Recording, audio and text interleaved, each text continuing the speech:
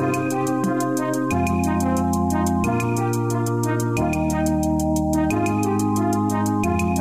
David Pakman Show at davidpakman.com.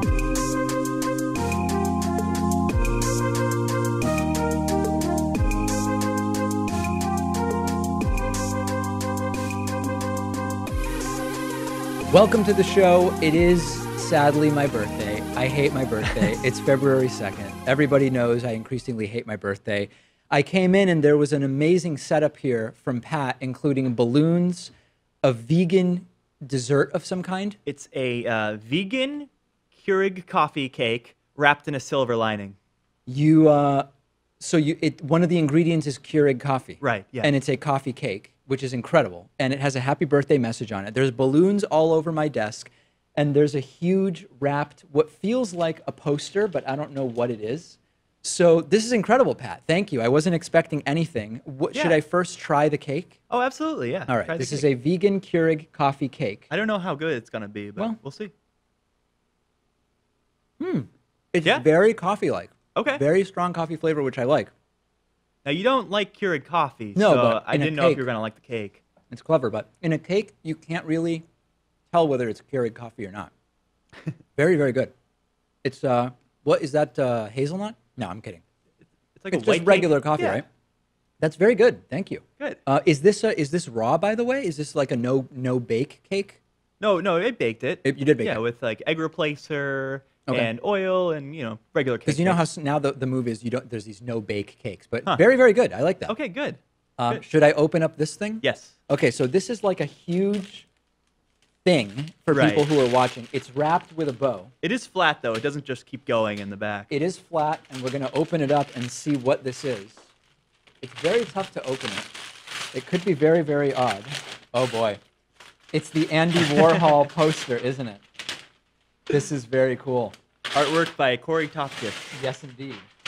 Were you in touch with Corey about this? Yes, because I had to have him send me a bigger file. The one that we used on the show wasn't big enough. This is artwork. So I'll tell you something. Corey was actually a little bummed that in the calendar, this was his image, an Andy Warhol, David Pakman image, and it was modified in order to fit better with the proportions of the calendar. And Corey wasn't thrilled, but he was okay with it because it was all in the interests of the calendar. And I understand that because artists can be very particular about that sort of thing. It's their artwork, and they don't want anyone else touching it. So now this will hang here at David Pakman. Here. Well, why not? I think it's a great piece. I don't know if you want to have it in the studio or at home, but that's your call. Well, I could. I mean, I think it's a nice piece for here because when people come in, they'll say, "Wow, that's interesting. What is that?" This is very, very cool. Thank you. I really love it. Yeah. And we will see if it's already happy. Oh, it says 34th birthday. I was hoping we wouldn't reference the number. Are we referencing the number? It does say happy 34th birthday on the back. Very, very nice. Now, Thank of course, you. I wanted to wish you a happy birthday. I know the fans do as well. Yeah. But we have a couple other people who also wanted to reach out. Really? Yes. What do we have? So first, making his first ever appearance on the David Pakman Show. Uh-oh. Is this the Eggman? David Pakman Show producer, Noah Ferguson. No way. David, Noah here. Happy birthday. Did you know that you share a February 2nd birthday with some pretty cool people like 6th century Byzantine Emperor Justin I, the bass player from Stone Temple Pilots, Japanese sumo wrestler Tochigiyama Moriya, and obscure Latvian hockey player Artūrs Irbe. So you are in pretty good company. I hope you have a great birthday weekend. Wishing you a happy birthday from here in Virginia. Take care. Yeah. Noah Ferguson's first ever appearance. And I mean, Noah is not in front of camera guy, so that's stunning. I had to pull him along to do this. Yeah. And that was fun and educational. That's huge. Like. I love that. We also have one more. Okay. And this face is going to be a little bit more familiar to the audience. Is it? Let's see. David, happy birthday. Wow. It's your birthday. Wow. I would like to wish you a super happy birthday and another year of growth and success. And to Pat and Noah and all the fans, I would like to wish all of them a happy David's birthday. This is perhaps the most important national holiday here in America and Argentina. And I just wanted to be a part of it and say that. So, cheers, buddy. Wow. And that, for people who are wondering, first of all, why Lewis sounds like he's on the International Space Station, he's wearing his gaming headset mic because he's now streaming himself gaming. He's on Steam It, right? He's on Steam It, he's on Twitch, he's all over the place. And that is, I think, an unfortunate microphone choice, but it didn't impact in any way the beauty of the birthday message. And that's incredible. I think the audience will be thrilled to see that. People do like the idea of Lewis. Wow. Well, this is incredible. And I am going to, before I drown my sorrows with the realization that I'm almost halfway to 40 from 30, by number one, preempting the emails from people saying, David, it could be much worse. You could be turning X and it's some higher number. And it's like, yeah, I get that. But that's like when I tell a 22-year-old, listen, you could be turning 34. And they say, yeah, but I'm not. So I'm focused on 22, not 34. And I'm going to pop all these balloons, which is going to be quite an experience. Thank you, Pat. Thanks to Noah Ferguson. Thanks to Lewis. Please, no gifts whatsoever. If you want to do something, just become a member or a patron. And here's to another year of The David Pakman Show. Great program coming up for you today. The David Pakman Show at davidpakman.com.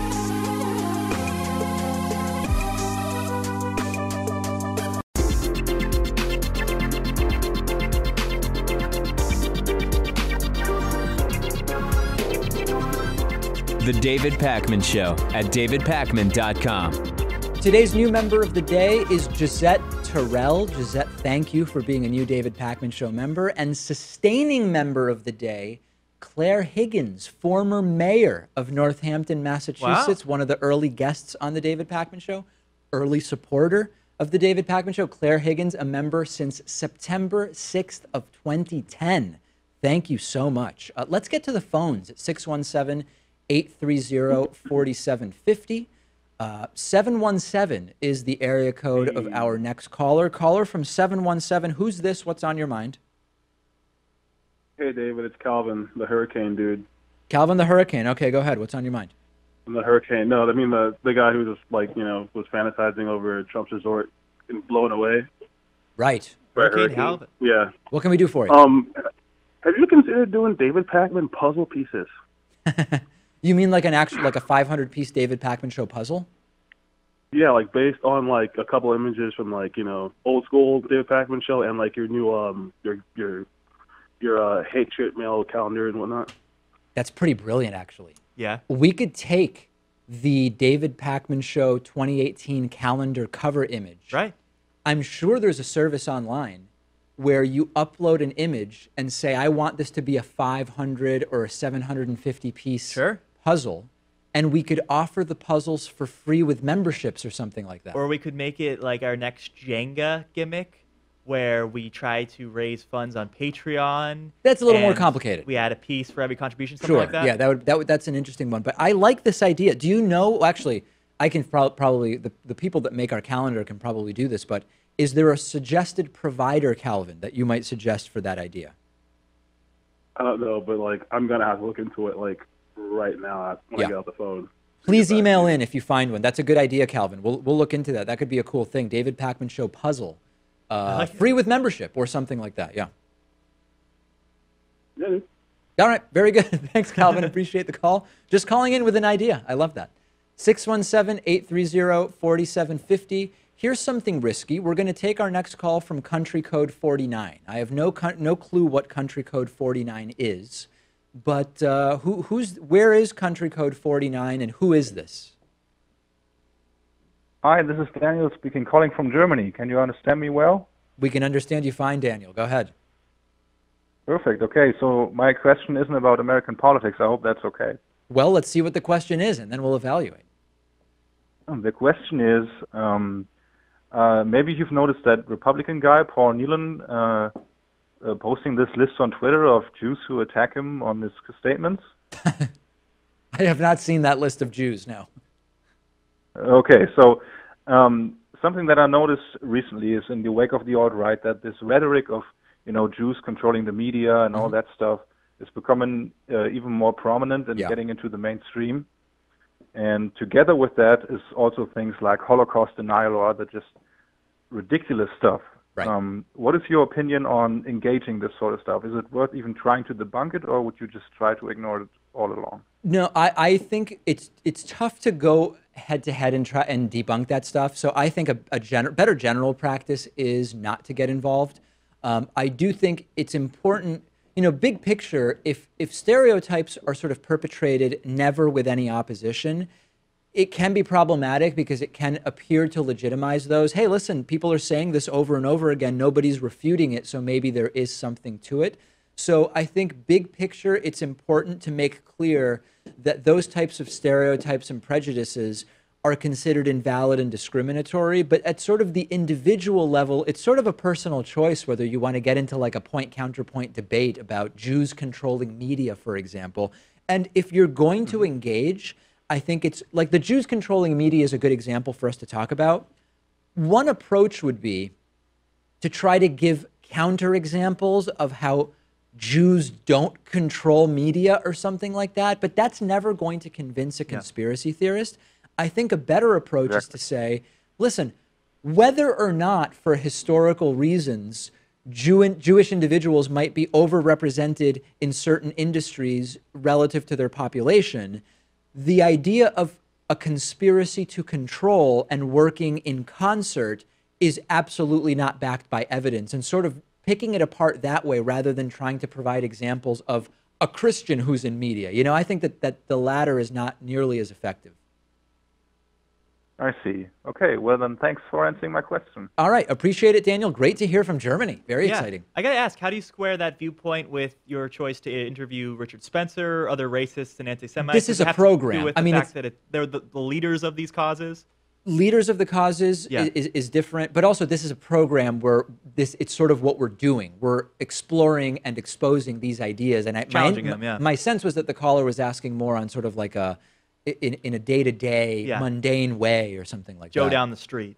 Sure. Joe Nazi down the street or whatever you want to call him. Let's go, as I often like to do, to a possible local caller from the 617 area code. 617 caller, who's this? Hi, David. Can you hear me? We can hear you. Who's this? Hi, it's Terry. I've called in the show a few times before. I'm just actually at this time I'm calling from Washington D.C. at American University. Since okay. I go to school here. I stand corrected. Go ahead, Terry. Last week, or I think it was the week before, Dave Rubin came out with this video about socialism. Yeah. And I was kind of taken aback in part because of some odd reference to Martin Luther King that Dave did, which I didn't feel like made a lot of sense, but also because I felt like a lot of the talking points, like Dave, really tried bungled up together and didn't really make a coherent argument of why socialism was bad. Right. And I also didn't like how this became like a huge issue because about the YouTube apocalypse. Of course. Apparently, the original video that Dave put up got demonetized. So he then did another one called "Capitalism Isn't Cool" to test to see if YouTube has basically would an anti-capitalist or that. pro-socialist bias. Yeah. Because I feel like the discussion is that there's really it's very difficult to critique the capitalism his video because of the fact of the YouTube apocalypse. But getting back on track, I was just wondering, do you think there's a good way to offer a rebuttal to Dave? Because I know you said you liked Richard Wolff, and I figure maybe if Dave has on Richard Wolff, that might be a good way to basically for Dave to learn kind of some parts of why some of his arguments against socialism aren't good. I was just wondering what you had to say about that. So listen, first of all, for people in the audience who don't know what video Terry's talking about, Dave Rubin, host of the Rubin Report, did a video last week or the week before. It was around Martin Luther King Day, I think, right? Yeah. Called Socialism Isn't Cool. And it was, Socialism Isn't Cool isn't really an argument, but it was a video that received a bunch of attention. Now, if your question is, should Dave Rubin interview Marxist economist Richard Wolff to be exposed to other ideas? I would say, sure. I don't know if that's an interview that Dave Rubin is interested in doing. I don't know what interviews at this point he is and isn't interested in doing. That was supposed to be the idea behind his show, right? Yeah. Bring on people from all different sides of the political spectrum. And of course, increasingly, it's been sort of right-wingers. Dave says it's because left-wingers won't go on. But I've offered to go on. Sam Cedar offered to go on. Sam Cedar has offered to go on. Maybe we're not the right sort of left-wingers. I mean, Terry, I think the problem is that a lot of times there's this desire for these black-white arguments, like capitalism is good, socialism is bad. And most clear-thinking people increasingly understand that in a planet of 7 billion people that has had, drastically different circumstances over the time that modern humans have been on the planet, 250,000 years, that really it's very hard to make any definitive black and white statement that holds true 100% of the time. So, like, for example, I think that there are capitalistic elements that are really good for certain areas of society, but I think that we need regulation. I think that we need to ensure that we are properly funding social welfare programs and the commons. And so my economic views increasingly align more and more with like the Scandinavian model, which is well-regulated capitalism with strong commons. So does that mean I think capitalism is or isn't cool? Does it mean I think socialism is or isn't cool? I don't know, but those aren't really arguments, and it's not the way that you're really going to achieve or learn too much. That would be my response, Thanks, David. All right. Well, thank you. Thank you for calling in. I guess I must have said it all in that answer. I think Dave Rubin would think that it was a catchy title for the video, draw people in, and that also there's this crop of younger kids who think that because they've seen a Bernie Sanders rally and maybe read his book, that socialism is cool now. And I think that's probably what he was trying to rebuke. He's not talking about socialism. He's talking about a version of capitalism that is regulated, right? Yeah. Social democracy, and then there's also democratic socialism. Let's go to our next caller from the 202 area code. 202, this could be right in the heart of the American capital of Washington, D.C. Caller from 202. Who's this? Where are you calling from? Hey, David. It's a pleasure to be on with you. That's actually hilarious that you say that because I'm the exact opposite of the last caller. I'm actually the 202 number. I come from D.C., but I'm actually a local caller. I'm calling from Allston, Massachusetts right now. Oh, all right. So very good. really very close good. to you guys. Go ahead. Tell us what's on your mind. Yeah, my question is basically I need help reconciling two positions you always hear about America's foreign policy and our role in the world. There's the whole Chomskyan view, how we've been such a terrible influence in so many different places, clearly undeniable. South America, the Middle East, Vietnam, places like that, we've had a terrible impact, made some terrible calculations, some not just at a malevolent, some were probably good decisions that turned out terribly. Either way, then there's the other view that we've been sort of a benevolent giant since 1945, and there's obviously a lot to hold that up as well. The world's been relatively peaceful. Our friends really generally love us in Europe and in Japan, South Korea. So I need help reconciling these views. The way I try to reconcile it, I want you to reply and tell me if you think this kind of makes sense, is that as far as our foreign policy legacy since 1945, it's been pretty good in the first world countries and pretty abysmal in the third world countries. It's obviously a little bit simplistic, but would you generally agree with that? I think that there are probably counterexamples, but it's an interesting way to sort of think about it. I mean, the reconciling of the views can happen pretty simply, which is that just because we have the means and arguably sometimes the intentions of being a positive influence around the world doesn't mean that we always make the right call, and it doesn't mean that even when we make the right call in principle that it actually ends up working out the right way. So a lot of it has to do with, so there's a couple different ways that we would evaluate whether a foreign intervention or involvement made sense, right? Sometimes we think about it from the humanitarian cause, which is, were we ostensibly on the right side or fighting for the value that made sense? That's number one. Number two becomes more utilitarian, which is, did what we lost, did the losses justify the potential gains that there were and or the actual gains that we achieved?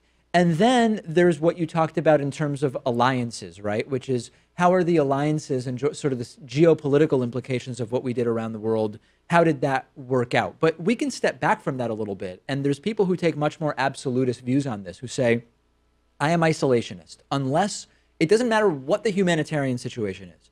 It doesn't matter who else is at risk. If the United States is not directly at risk, and that could be like a foreign military base in another country, you could define that however you want. We do not get involved because we are simply not the world's police officer. That would be like one view. Another view would be, if we have the means, anytime there is suffering that we could conceivably alleviate, it is our duty and responsibility to get involved. The problem is that a lot of the interventions aren't on that spectrum. It would be lovely to think that everything's on that spectrum and it's about where we draw the line. There are interventions that are done to try to secure resources, right? Oil being a popular one. And that's sort of on a different scale altogether. And we kind of need a different barometer altogether, if that makes sense. Mm-hmm. Yeah, and then there's obviously the problem where we have such a bad reputation in so many parts of the world. So even if we do have a sort of benevolent reason to go and do this new venture, I mean, everyone will obviously expect the worst in certain parts of the world, even in the cases where they're wrong, which obviously works against us in those times where we do have benevolent intentions. Hey, what's going on in Alston these days? Is it getting crazy, or is it gentrifying? There's definitely a little bit of gentrifying. I mean, the smell is definitely the same. The smell hasn't gentrified. Okay. That has remained constant, and it's hard to imagine the stench will ever go away. But in general, there's still all the great music, the great food, and the terrible smell. You still get all that, the whole mix and all. Also, is doing well. It's holding up. Very good. College neighborhood of Boston. Very college neighborhood, for sure. For sure. I love Alston myself. All right. Thanks very much for the call. Appreciate it. Always good to hear from people in the area. That's always great stuff.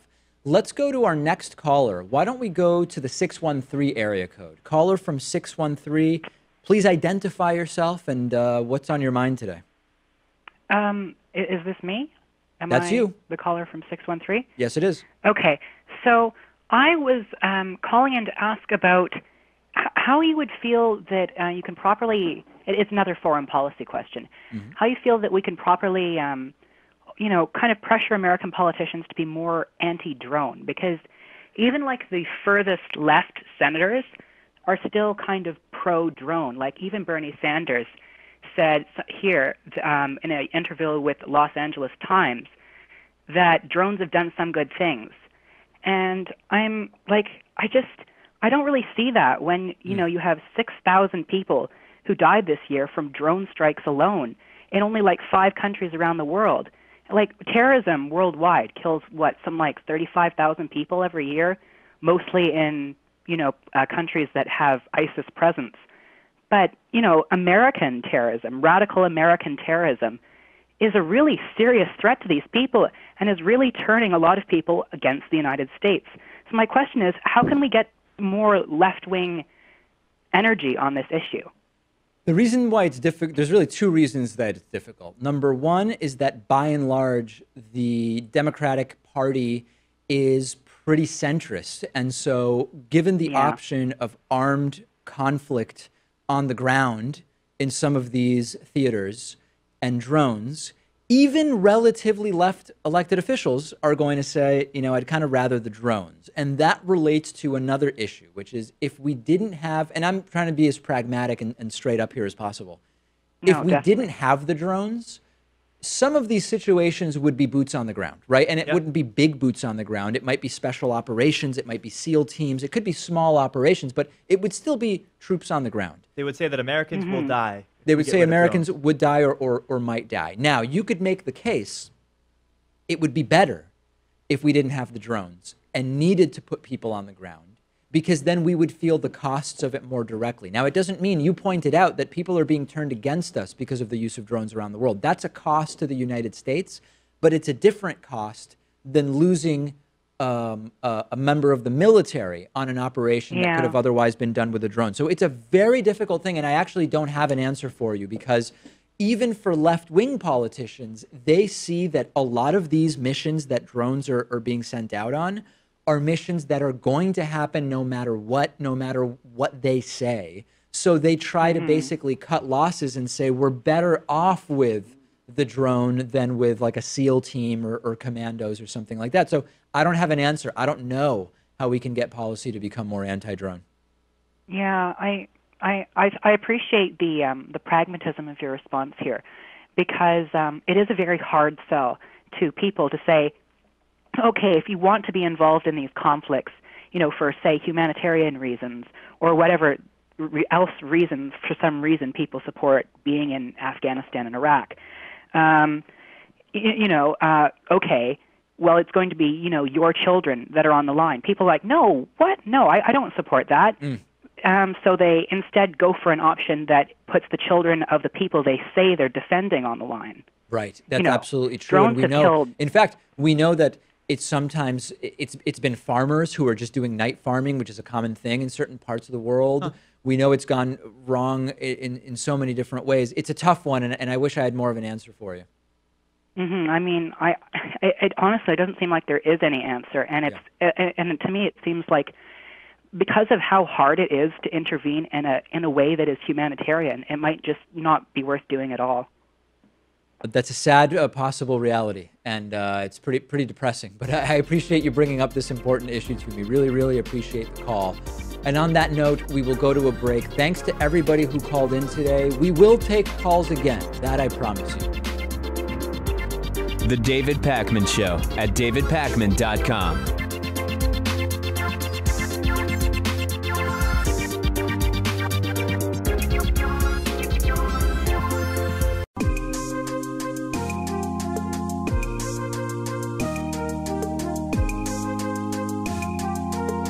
Welcome back to the David Pakman Show.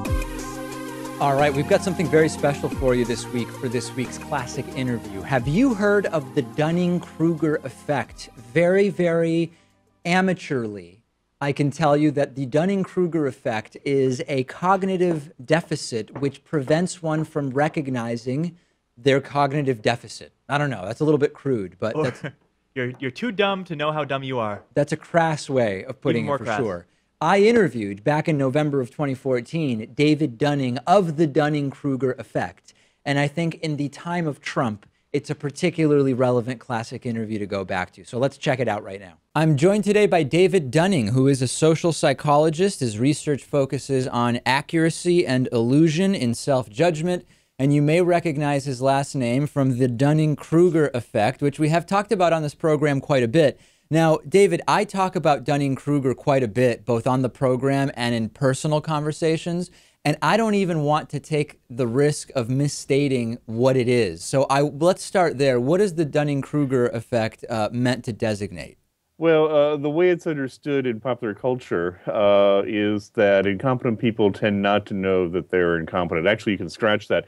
They're not in a position to know that they're incompetent. They don't have the skills to recognize just how many errors and just how many mistakes that they're making.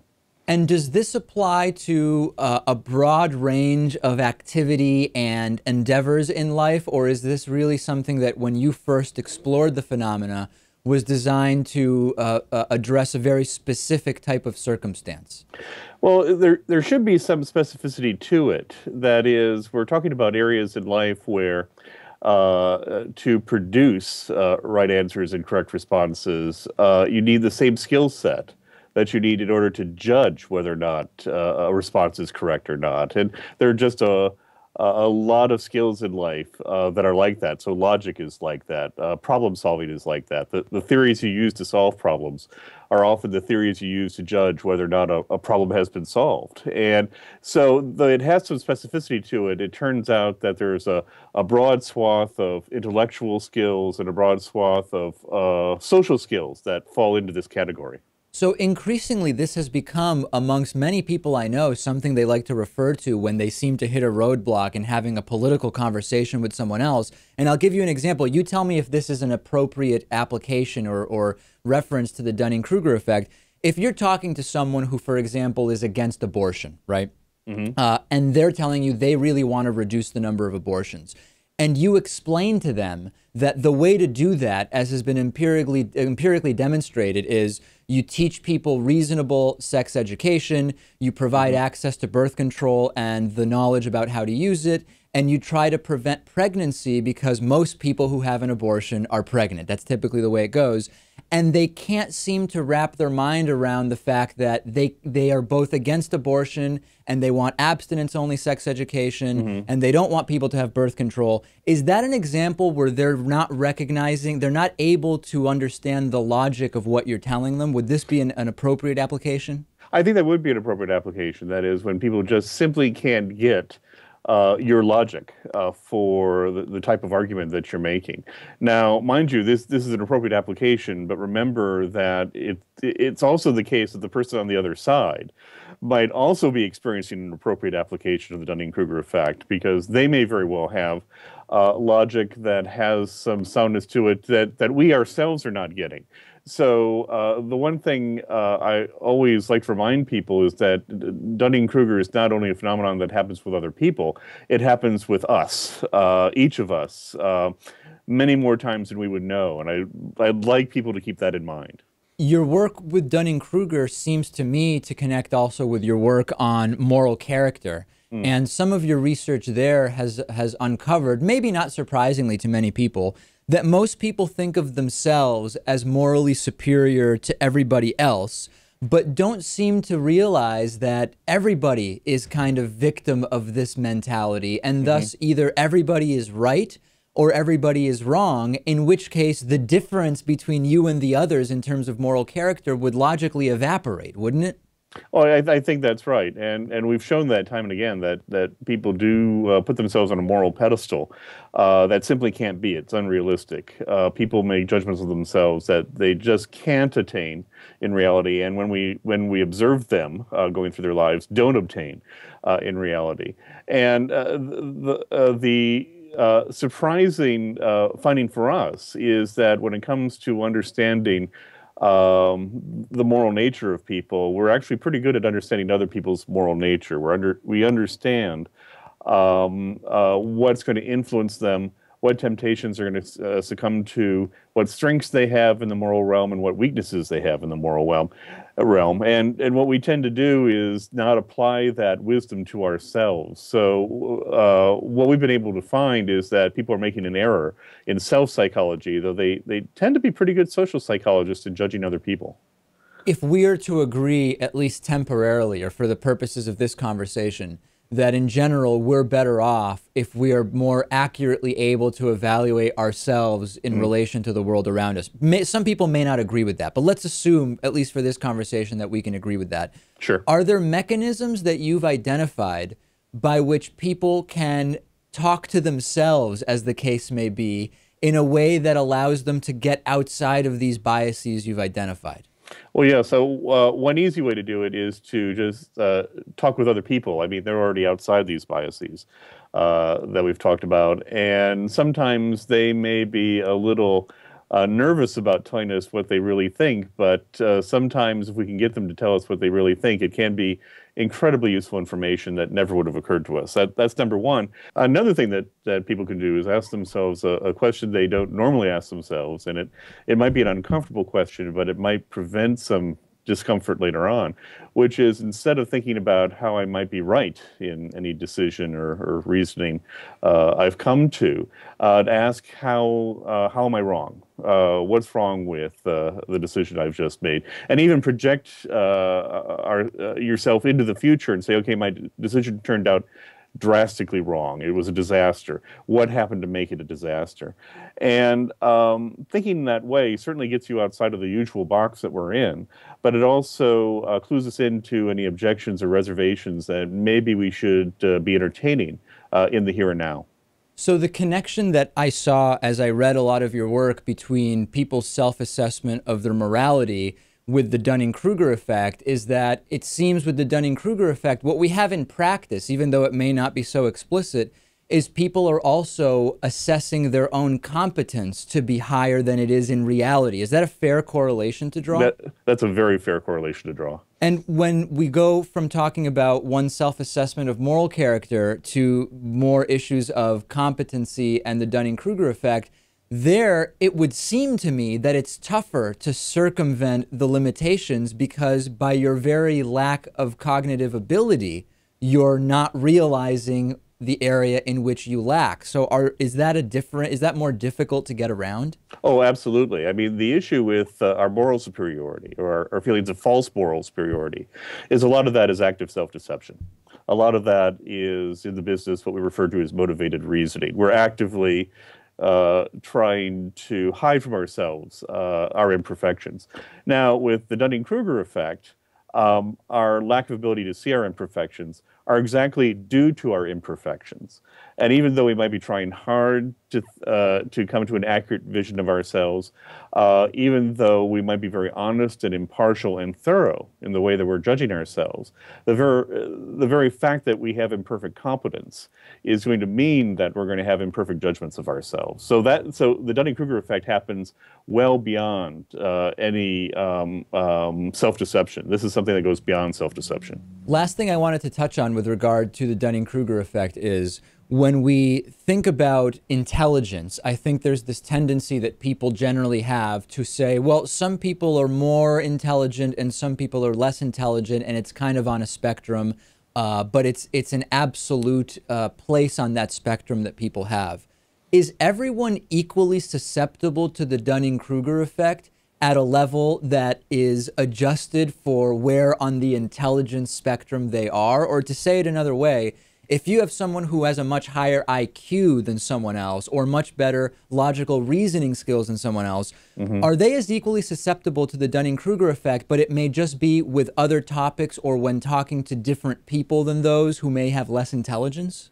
Well, we don't know the exact answer to that, but the exact answer I can tell you now is that sooner or later we're all going to fall victim to the Dunning-Kruger effect. That is, no matter how smart you are, you're going to have pockets of incompetence. You're going to be in new situations you've never experienced. You're going to be in areas where you think you know what you're doing, but you don't know what you're doing.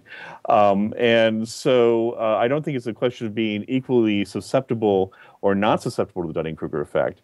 What I can say is the certainty that each of us is going to succumb to it sooner or later, that probability is 1. The only question is where is it going to happen and how potentially costly it might be. And if people want to read more about this, where's the best place that your work, where you write about this? Well, I think sort of a good clearinghouse is the website for our laboratory at Cornell. If you Google Dunning and the term SASI, that's Self and Social Insight, that gets you to our lab website, and there we have a lot of links to various things that people have written about the Dunning-Kruger effect, but also various interviews that I've given as well. We've been speaking with social psychologist David Dunning. Really great having you on. Thank you so much. Thank you. My pleasure. The David Pakman Show at davidpakman.com.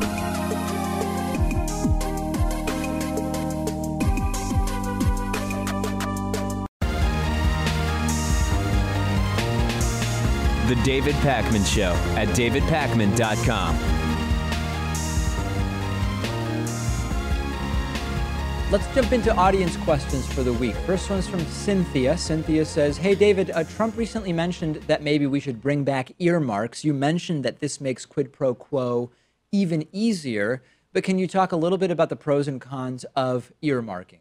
I mean, listen, the pros, I'm not going to say there aren't pros to earmarking. It is a way to be able to fund specific projects, and sometimes that's important for politics, right? So we can imagine situations where a general appropriation of money for infrastructure in a particular county, it might go to particular projects that we've identified as important, or it might not. So earmarking money for specific projects, there's no doubt that if you want a particular project to take place, an earmark is a good way to do it. The problem is that in practice, earmarking started being used in completely unrelated bills. So you would have a Yeah. bill about infrastructure, and there would be provisions about some kickback to a financial services firm who had donated a bunch of money to some elected official. It opens the door to absolutely even more rampant quid pro quo, cronyism, and corruption. So the question would be, would there be a way to expose ourselves to the positives of earmarking to the extent that they hypothetically exist without allowing for all of the corruption that earmarks bring in? And I don't know that there really is a way to do that. How would No. you set something up like that? No, I think the better way is to just have stricter campaign finance reform, because then you don't have to make some backroom deal with a politician to get what you want passed, right? Well, Because I see they'll what be you're saying. working Yeah. in the interest of the American public rather than, specific donors. Yeah, so let's explore that. If we are to assume that an earmark would be the repayment of a campaign donation that maybe came earlier from a company, then it's true that if we restructured campaign finance and eliminated even the circumstances that would lead to those quid pro quos, we might be able to get away with doing earmarking in a way that did not allow the corruption and cronyism to run rampant. But basically what we're getting back to is, and I've been saying this for a while, no matter what issue is important to you, you kind of have to deal with campaign finance in order to get at the heart of what is impeding us from really making progress on that issue. And that's kind of what we're saying. Like, yeah, we can pick out some positives of earmarking in an ideal world, but that ideal world is one where campaign finance is completely different than it is. And I just think that we have to have clean bills on this sort of thing. I Oh, understand as a that general thing, if yeah. you're a congressman or you're a senator and you are in Montana, Yeah. you may not have a reason to vote for the bridge in South Carolina. Sure. But if you have like a groundswell of support for an infrastructure bill, Yes. I think that's the thing that you have to move forward on instead, not just your specific project or another. And I don't think it's crazy to say that there are specific projects we want funded. The problem is that usually those decisions are not made by calculating what would give us the biggest social benefit. It's calculated by what companies do we want to give a contract to because they've supported us, and that's sort of inherently the problem. Yeah, it's funny how Trump floated the idea of bringing back earmarks. Yeah. And right away the House decided to, I don't know if they had a vote on it, but at least consider it. Yep. Because if they can get back into that crony capitalism and politics that they've been doing, 5-10 years ago, and they have an easy way to do it and the president's behind it, they're going to do wouldn't? it. Oh my goodness, of course. Yeah. The first thing they would do is try to take advantage of that. Freddie wrote in, hey David, how would you increase voter turnout in the United States without making voting mandatory? I think this is an interesting one. There are countries that have very high voter turnout because voting is mandatory. My home birth country of Argentina is such an example. A big reason why I don't renew my Argentinian passport is that as an adult, from what I'm told, I would have to justify why I'm not voting when there's an election. And of course, I would say I don't live there and I'm not really following the local politics, but I would have to do that because voting is mandatory, and I don't really want to do that. So I think there's a couple different things we could do to increase voter turnout without making voting mandatory. Number one, a lot of people don't vote because elections are just not competitive in many cases. There's tons of elections that are unopposed by an incumbent in many cases, or unopposed because an incumbent is retiring and there's only one person running for it. That decreases voter turnout. That relates to the fact that we often don't have that relates to a lot of problems, including the two-party duopoly, and that third parties would also potentially help to increase voter turnout.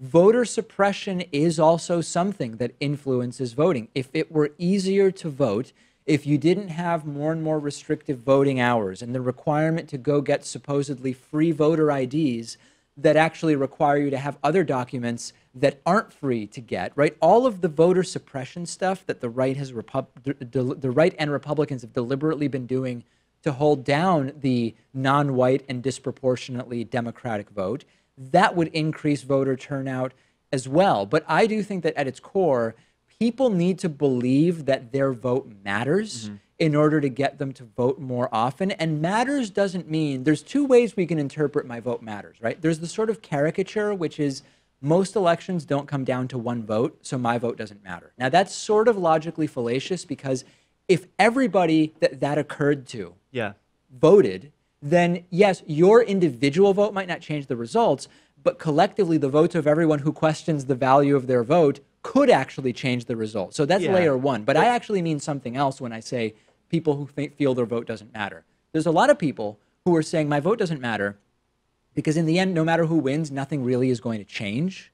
And that's, I think, a deeper issue, and it relates to third parties, and it relates to a lot of other problems with the electoral system. The idea that elections don't come down to one vote to me always came across as a little bit arrogant, to rationalize that as then I shouldn't vote, because you do live in a community, you live in a society where we're picking the leaders of all of us, right? Oh, so the idea that if you're necessarily not hinge on you. If you're not the decider, then you don't care to vote, type of thing. Yeah, it is a little arrogant in a way. But I mean, there are plenty of ways to increase political participation. One would be to move election days from Tuesdays to the weekends because people got to work, right? Yep. And if you feel as if that your vote doesn't matter, a great way to make it matter more is to do a instant runoff system. Instant runoff voting or ranked choice voting. I think they're the exact same thing, although maybe there's a slight difference between the two. But generally, it's the idea that you can say, really who I want to win is this candidate.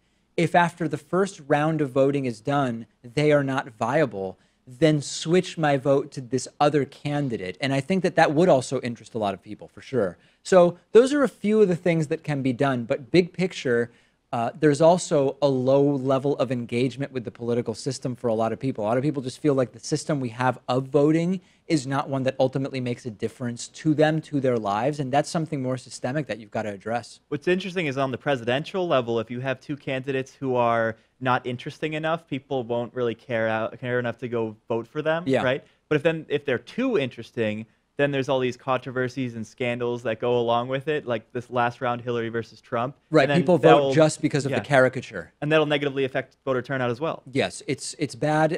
It's bad in either way, isn't it? Delia wrote in, what products are offered as men's and women's that don't really make sense to offer as gendered? Yeah, this is funny. I've seen men's and women's toothpastes before.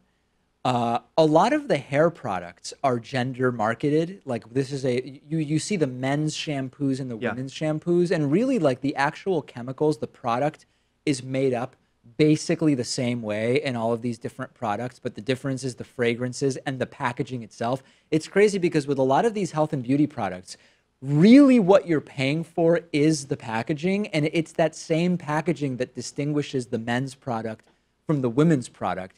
Razors is another one. A lot of women's razors are pink and men's razors are not. But ultimately, you're basically dealing with the same razors. I know some people would say, but David, they have the women's razors that have the sort of lathering soap around the blades, which is for women who are shaving legs, blah, blah, blah, blah, blah.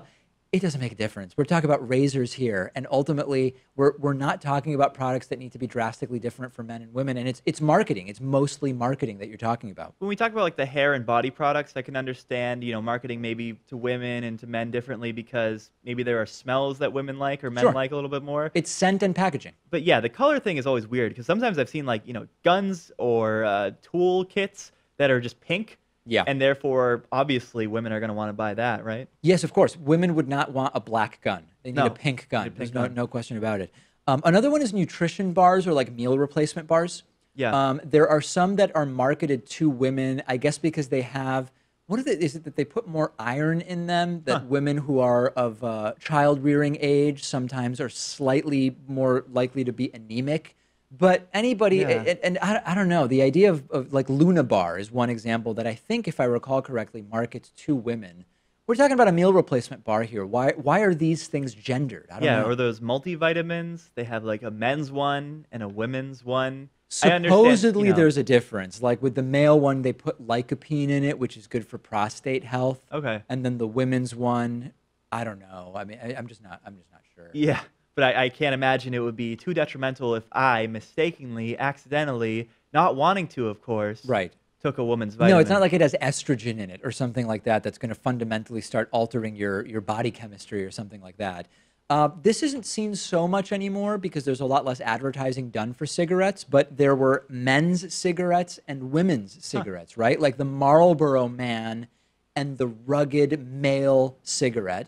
And then these kind of Slims. I don't remember what kind. The Virginia Slims. Is that actually a cigarette? Yeah. Like the thinner, lighter cigarettes for it's a more dainty cigarette, often photographed with a woman smoking it when we're really talking about smoking tobacco and it's terrible for you. There's so many of these. I know people in our audience will come up with them. There's also ones that aren't necessarily marketed as gendered, but society sees them as gendered, like certain drinks, right? Certain alcoholic drinks where like, that's, this is a male drink, and that's more of a girly drink, for example. Well, I mean, maybe it comes down to taste preferences, though.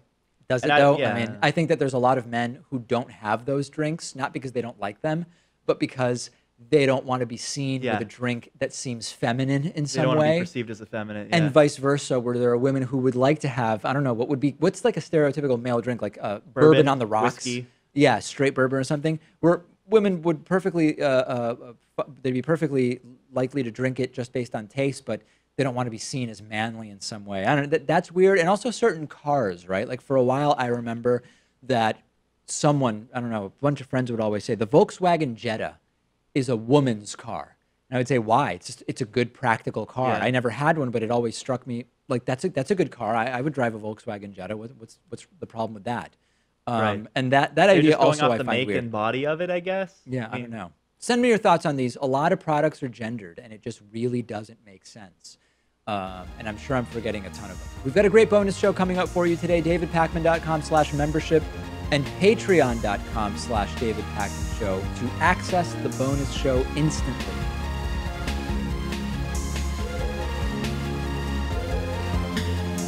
The David Pakman Show at DavidPakman.com.